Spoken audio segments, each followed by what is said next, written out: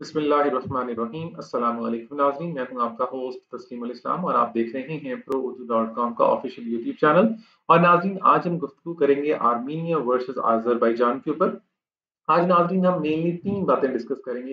سب سے پہلے آرمینیا اور آذربائیجان کا جو ایک کانفلکٹ کریٹ ہوا ہے، اس کے پیچھے اور کون سی قوتیں ہیں، یہ ہم پہلے والے پروگرام میں ڈسکس کر چکے ہیں، لیکن آج ہم آپ کو اس کا ایک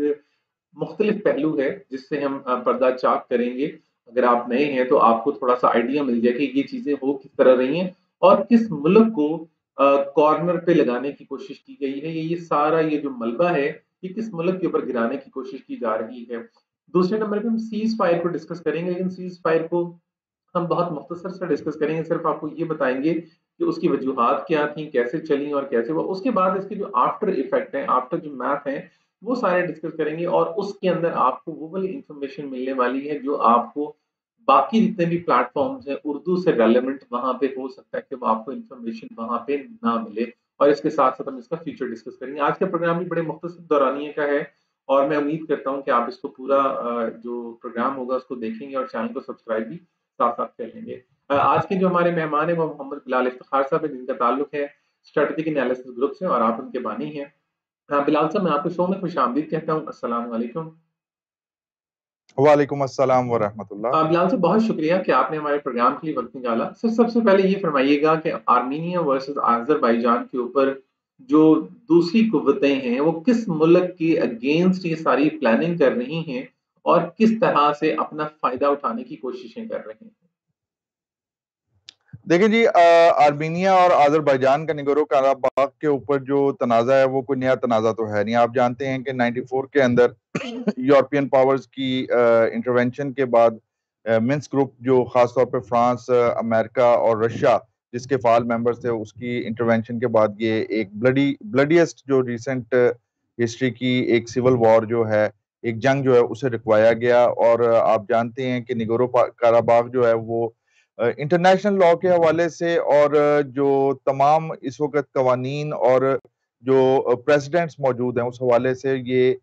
آذربائیجان کا ایریا ہے۔ لیکن کیونکہ یہاں پہ آبادی کا ایک بڑا حصہ جو ہے وہ آرمینین ایتھنیسٹی سے تعلق رکھتا ہے، اس لیے آرمینیا نے، رشیا ابھی قائم ہی تھا، سوویت یونین قائم ہی تھا، جب یہاں پہ انٹروین کر کے یہاں اس علاقے کو آزاد کروانے کی کوشش کی آذربائیجان سے، جس میں وہ کامیاب تو نہ ہو سکا کیونکہ انٹرنیشنلی ابھی بھی میپس جو ہیں خود سوویت یونین جس کے یہ بچے تھے، جس سے یہ نکلے تھے، اس کے مطابق جو قراباغ ہے یہ آذربائیجان کا حصہ ہے۔ تو گاہے بگاہے ہم نے دیکھا کہ ہاسٹیلیٹیز ہوتی رہیں ویسٹ کی طرف سے، بیسیکلی جو ہے وہ ڈیلے ٹیکٹکس جو ہے وہ اپنائی گئی، ورنہ آپ دیکھ لیں 1994 سے لے کے یہ 2020 چل رہا ہے، ابھی تک کسی قسم کا فیصلہ نہیں ہو سکا۔ اور ہمیشہ سیز فائر کیا گیا، لیکن کبھی بھی یہ نہیں دیکھا گیا کہ آذریز کو کس بے دردی سے مار مار کے نگورو قراباغ سے جو ہے پپٹ رجیم اور ان کے جو آقا یعنی کہ آرمینینز تھے انہوں نے نکالا۔ کسی نے اس کے اوپر غور نہیں کیا۔ پھر ایک وقت آیا کہ انف از انف، جولائی کے اندر ایک اسی طرح کی ایگریشن کے اندر جو آذربائیجان کے ایک جنرل شہید ہوئے، ایک کرنل ساتھ شہید ہوئے، کچھ اور فوجی شہید ہوئے، تو ایک پریشر بلڈ اپ ہو رہا تھا جو بالآخر جو ہے ہم نے دیکھا آج سے 2 ہفتے 3 ہفتے پہلے جو ہے وہ پھر نکلا۔ اور آذربائیجان کو پرووک جب کیا آرمینیا نے، تو اس نے کہا کہ چلو پھر اب معاملہ سیٹل کریں گے، اور کافی حد تک جو ہے ایک ایڈوانس کے اندر ہمیں، اگر آپ کہیں کہ war is extension of policy by other mean, تو ہمیں پالیسی کا تسلسل بھی آذربائیجان کی طرف سے نظر آیا اور اس پالیسی کی کامیابی بھی نظر آئی اس پورے کانفلکٹ کے اندر۔ اچھا بلال افتخار صاحب، اگر ہم بات کریں اس وقت انٹرنیشنل میڈیا کی رپورٹنگ کے حوالے سے، تو چونکہ آپ کو پتہ ہے کہ بہت سارے پاکستان کے اندر جتنے بھی میڈیاز ہیں وہ اس وار کو بڑے کلوزلی فالو اپ کر رہے ہیں اور مانیٹرنگ بھی بہت اسٹرانگ چل رہی ہے۔ اور ہماری بھی ٹیم نے اس وقت جو آبزرو کیا ہے، انٹرنیشنل جتنے بھی میڈیا ایجنسیز ہیں ان کی طرف سے بہت زیادہ بائزڈ رپورٹنگ کی جا رہی ہے۔ آپ اس بارے میں کیا کہتے ہیں؟ بالکل آپ صحیح کہہ رہے ہیں جی۔ دنیا کے اندر ایک چیز جو ہے نا، ایک میں آپ کو اپنے پچھلے 15 سال کے میڈیا کے جو میرا تجربہ ہے اس کی بنیاد پہ بتا رہا ہوں، اور اس کے علاوہ بھی اگر آپ انٹرنیشنل میڈیا کو دیکھیں گے، دنیا میں کوئی ایسی چیز نہیں ہے جسے نیوٹرل رپورٹنگ کہا جائے یا بیلنس رپورٹنگ کہا جائے۔ ہر میڈیا ہاؤس، خاص طور پہ جب آپ اگر گورنمنٹ کا ہاؤس ہے تو گورنمنٹ کے کچھ انٹرسٹ ہیں، اس نے ان انٹرسٹ کو حاصل کرنے کے لیے پرسیپشنز بنانی ہے اور رپورٹنگ کا سٹائل وضع کرنا ہے. اسی طرح سے اگر پرائیویٹ میڈیا ہاؤسز ہیں تو جو سیٹھ جس نے 5-6 ارب روپیہ لگایا ہے تو اس نے وہ فی سبیل اللہ کے لیے لگایا, اس نے کمانے کے لیے لگایا ہے اور اپنے کچھ سیاسی اور کمرشل انٹرسٹ جو ہیں اس کو حاصل کرنے کے لیے لگایا ہے. اس وجہ سے یہ کہنا کہ جی بی بی سی یا سی این این یا فلاں چینل جو ہے وہ نیوٹرل ہے, کوئی چیز نیوٹرلٹی نہیں ہوتی ہے. اور اس میں آپ کو بتا دوں کہ ایک شاید آپ کے اس پلیٹ فارم کے حوالے سے مجھے یہ بات نہیں کرنی چاہیے, لیکن وہ ایک واشنگٹن پوسٹ کے چیف ایڈیٹر ریٹائر ہوئے, یہ بڑا مشہور واقعہ ہے. تو ان کو جو ہے پریس کلب کے اندر بلایا گیا, تو جب وہ انہوں نے سپیچ کے لیے کہا گیا تو انہوں نے کہا کہ ایک بات یاد رکھو کہ کوئی بھی چیز ایسی نہیں ہے جسے آپ کہیں فری میڈیا. ہم جو جرنلسٹ ہوتے ہیں ہم بیسیکلی انٹلیکچوئل پروسٹیٹیوٹس ہوتے ہیں جو کہ چیزوں کو انٹرپریٹ کر کے اپنے ادارے کی جو پالیسی کے مطابق آگے رپورٹ کرتے ہیں تاکہ ڈیزائرڈ افیکٹس حاصل کیے جا سکیں. تو اگر آپ یہ ایکسپیکٹ کریں کہ جی ویسٹ والے کیونکہ بہت کلچرڈ ہیں وہ نیوٹرل ہیں, تو یہ آپ کی بہت بڑی غلطی ہوگی. کہیں پہ بھی میڈیا ایک ٹول ہے فورن پالیسی کے اپنے آبجیکٹیوز کو حاصل کرنے کے لیے. دنیا میں کوئی ایسی جگہ نہیں ہے جہاں پہ آپ کو انڈیپینڈنٹ میڈیا ملے. ہر میڈیا کوئی نہ کوئی پروپیگنڈا لائن, کوئی نہ کوئی نیریٹو کی لائن جو ہے وہ ٹو کر رہا ہوتا ہے, اور یہی ہمیں اس کانفلکٹ میں بھی نظر آ رہا ہے. حالانکہ پوری دنیا کے سامنے ہے کہ کارا باغ جو ہے وہ حصہ ہے, لیگل حصہ ہے آذربائیجان کا, لیکن آپ دیکھیں امپریشن یہ دیا جا رہا ہے کہ آذریز جو ہیں وہ ایگریشن پہ ہیں اور آرمینینز جو ہیں ان کے ساتھ زیادتی ہو رہی ہے. حالانکہ کوئی یہ سوال کرنا تو یہ سوال چاہیے کہ آرمینیا کی فوج آذربائیجان کے ایریے میں کر کیا رہی ہے, لیکن آپ کو ایسا نہیں نظر آئے گا, بہت ہی کم نظر آئے گا کہ کچھ ہی ممالک کے میڈیا آؤٹ لیٹس ہوں گے کیونکہ وہ ان کا مفاد جو ہے وہ ذرا ڈیفرنٹ ہے ویسٹ سے, تو وہ آپ کو رپورٹ دے رہے ہوں گے جسے آپ کسی حد تک کہہ سکتے ہیں کہ وہ نیوٹرلٹی کی طرف ہے. لیکن وہ بھی نیوٹرلٹی نہیں ہے, وہ بھی اپنے مفاد کی خاطر اپنے گورنمنٹ کی لائن کو ٹو کرنے کے لیے وہ والے فیکٹس جو ہیں وہ ایکسپوز بہت کر رہے شکریہ. ہیں. اچھا بلال افتخار صاحب, ابھی کچھ خبریں آ رہی تھیں میڈیا کے اوپر جس میں کہا یہ جا رہا تھا کہ سیز فائر جو ہے اس کا پروسیس کمپلیٹ ہو چکا ہے, اور اس کے بارے میں تھوڑی رہنمائی فرمائیے گا کہ جو سیز فائر کا پروسیس تھا, ایک تو اس کو نیگوشیٹ کرتے ہوئے جو رشین منسٹر تھے ان کو اتنا ٹائم زیادہ کیوں لگا. دوسرے نمبر پہ اسی کا پوائنٹ میں چاہوں گا کہ آپ اسی میں کور کر لیں کہ سیز فائر جیسے ہی ہوا, جیسی ایگریمنٹ ہوا ان لوگوں کا, ساتھ ہی سیز فائر کی وائلیشن سٹارٹ ہوگی. اور تیسرا اسی کا پوائنٹ کہ آگے آپ اس کو کس طرح دیکھتے ہیں, کیا یہ سیز فائر دوبارہ سے ممکن ہو سکے گا یا یہ وہی کہانی دوبارہ سے ریپیٹ ہوتی رہے گی اور اس کے اندر جو چیلنجز ہیں وہ اسی طرح لوگوں کو فیس کرنے پڑیں گے؟ دیکھیں جی, دو بیان بہت زیادہ اہم ہیں. پہلا آرمینیا کے فورن منسٹر کی طرف سے جو آیا کہ انٹرنیشنل کمیونٹی جو ہے نا نگورو کاراباخ کی آزادی کے لیے, آرمینیا سے آزادی کے لیے اپنا رول پلے کرے. اس کا مطلب یہ ہے کہ آرمینیا ہر حالت میں کاراباخ جو ہے اس کو کٹوانا چاہتا ہے ادھر سے آذربائیجان سے. اور دوسرا پھر آذربائیجان کے فورن منسٹر کی طرف سے آیا کہ آرمینیا کو اگریشن کم کرنے کے لیے اس کے اوپر رشینز نے بہت کم زور ڈالا. تو ابھی جو بات ہو رہی تھی جو وہ یہی ہے کہ آپ کسی بھی کانفلکٹ کو آئسولیشن میں نہیں دیکھ سکتے. اگر آپ دیکھیں تو یہ کوکسز جو ہے یہ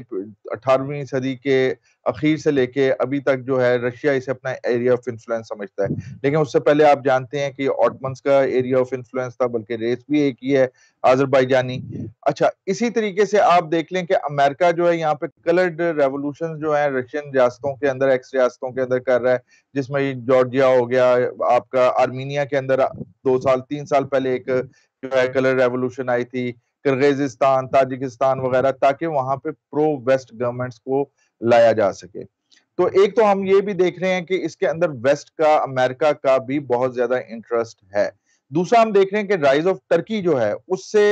جو دو بڑی طاقتیں ہیں وہ بہت زیادہ جو ہے نا اس وقت اریٹیٹ ہو رہی ہیں. اور وہ دو بڑی طاقتوں کو میں اس طرح کہوں کہ ویسٹ ہے اور رشین بلاک جو ہے جو رشیا کے ساتھ ہے وہ اس سے جو ہے بہت زیادہ, کیونکہ آپ دیکھ رہے ہیں کہ ٹرکی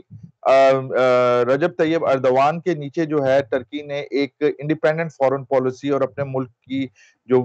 بہتری کے لیے پالیسی ہے اسے جو ہے اڈاپٹ کیا ہوا ہے, جس کو پسند کی نگاہ سے نہ ویسٹ دیکھ رہا ہے نہ رشیا دیکھ رہا ہے. رشیا کو اس بات کی چیڑ ہے کہ کوکسز جو ہے وہ تو اس کا ایریا آف انفلوئنس ہے, کیوں کھل کے ٹرکی جو ہے آذربائیجان کا ساتھ دے رہا ہے. حالانکہ اگر آپ کو میں نے بتایا کہ رشینز کے آنے سے پہلے یہ کئی سو سال تک آٹمنز کے زیر جو ہے اثر ایریا تھا.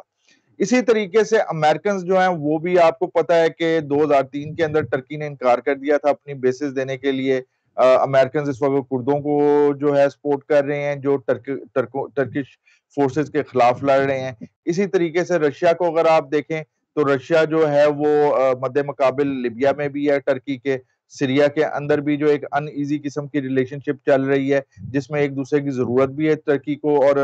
رشیا کو, لیکن وہ چاہتا بھی نہیں ہے کہ یہاں پہ رہے. اور اب تو کل کی خبر یہ تھی کہ پہلی دفعہ جو ہے کردوں کے ساتھ رابطے جو ہیں وہ رشین نے بھی شروع کر دیے ہیں. اسی طریقے سے آپ دیکھ لیں کہ عرب ممالک جو ہیں, عرب ممالک اس وقت بہت زیادہ ڈرے ہوئے ہیں ٹرکی کی سے, کیونکہ ٹرکی کا انفلوئنس, ٹرکی جو ایک نظام لانا چاہ رہا ہے عرب ممالک کے اندر, امریکہ ہادیاں ٹرکی اس کی راہ میں بہت بڑی رکاوٹ ہے. عرب ممالک جہاں پہ اسرائیل کو تسلیم کر رہے ہیں وہاں پہ ٹرکی جو ہے وہ حماس کے ساتھ رابطے بڑھا رہا ہے اور حماس کو سپورٹ کر رہا ہے. اسی طریقے سے جو آپ کو پتا ہے ایسٹرن میڈیٹرینین کے اندر جو پائپ لائن اس کا منصوبہ ہے اسرائیل کا, اور اس کے راہ میں سب سے بڑا رکاوٹ جو ہے وہ ٹرکی بن کے آ رہا ہے. سائپرس کا ایشو ہے. اسی طرح آپ دیکھ لیں کہ فرانس جو ہے وہ ایک ایکٹیو رول ٹرکی کے خلاف استعمال یعنی کہ جو ہے جو ادا کرنا چاہ رہا ہے. تو معاملات بہت گمبھیر ہوتے جا رہے ہیں اور یوں محسوس ہو رہا ہے کہ یہ کوکسز, یہ افریقہ بینا کا ایریا جو کہتے ہیں یعنی کہ مڈل ایسٹ اینڈ نارتھ افریقہ, اور اس کے ساتھ ساتھ اگر آپ اس کو لنک اپ کر لیں جو فار ایسٹ کے اندر سچویشن بھی چل رہی ہے تو آپ کو تمام کے اندر کچھ نہ کچھ کوریلیشن نظر آئے گی, ایک دوسرے کے ساتھ آپ کو تعلق نظر آئے گا. اور پھر آپ کو یہ سمجھ آئے گی کہ اس وقت جو دنیا کے اندر ڈویژن ہو رہی ہے یا الائنسز جو بن رہے ہیں, اس میں دو الائنسز کو تو ہم اکثر انڈیکیٹ کرتے رہے ہیں کہ ایک جی چائنا اور رشیا کا ہے اور ایک جو ہے یورپین یونین کے کچھ ممالک اور کیا نام ہے امریکہ کا ہے. لیکن اس میں ایک اہم چیز جو ہم جسے نیگلیکٹ کر رہے ہیں وہ ٹرکی کا بھی جو ہے اڑا ہوا ہے, جس سے اس وقت سب جو ہیں جس کو چیک تو کرنا چاہ رہے ہیں, لیکن ٹرکی اتنے زبردست طریقے سے گیم کھیل رہا ہے, اردوان جو ہے اتنے زبردست طریقے سے اپنے مہرے آگے موو کر رہے ہیں کہ فی الحال they are finding them self جو ہے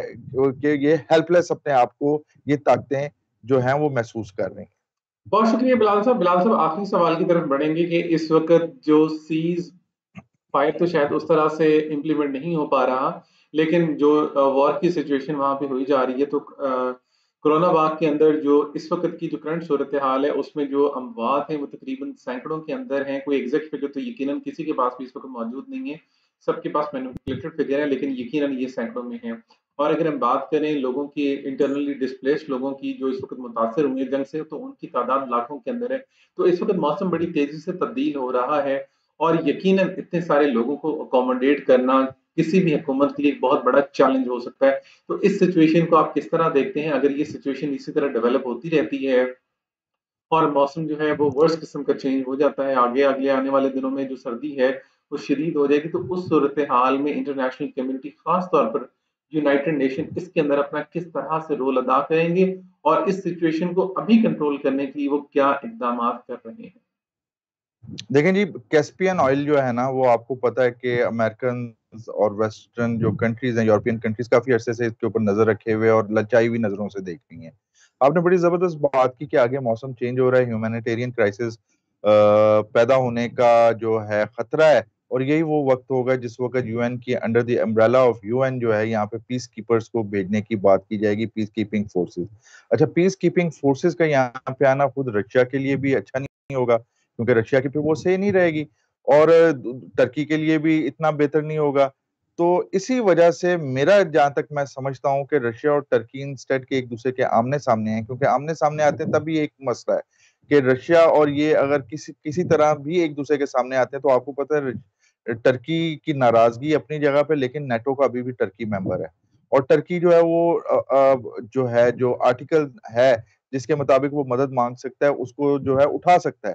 تو کوشش یہی ہوگی کہ کسی طریقے سے اس وقت, اور عقل مندی کا تقاضا بھی یہ ہوگا کہ وہ سچویشن رشیا پیدا نہ ہونے دے. اس میں زیادہ جو ہے وزن جو ہے وہ رشیا پہ آتا ہے کہ وہ اپنے اتحادی آرمینیا کو جو ہے سمجھائے اور آرمینیا کو کنٹرول میں لے کے آئے, کیونکہ ہم نے دیکھا نیگوسیشنز جو ہوئی تھی اس کے اندر بھی زیادہ زور آذربائیجان پہ ڈالا گیا, جیسے آذربائیجان کوئی گناہ کر رہا ہے, حالانکہ آذربائیجان تو اپنے علاقے کا دفاع کر رہا ہے جو اس کے اوپر ایز اے سوورن کنٹری اس کے اوپر ویسے فرض ہے.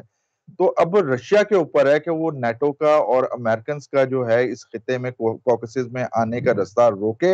اور ترکی کے ساتھ کوپریٹ کرتے ہوئے جو ہے معاملات کو حل کرنے کی کوشش کرے، ورنہ جس سائڈ پہ حالات جا رہے ہیں تو یہ کانفلکٹ نہ صرف پھیلے گا بلکہ اس کے کانسیکوینسز جہاں پر ٹرکی کے لیے تو برے ہوں گے ہی ہوں گے، رشیا کے لیے خود بہت برے ہوں گے۔ بہت شکریہ بلال افتخار صاحب آپ کے وقت کا۔ ناظرین اسی کے ساتھ اپنے ہوسٹ تسلیم الاسلام کو اجازت دیجیے۔ اللہ حافظ۔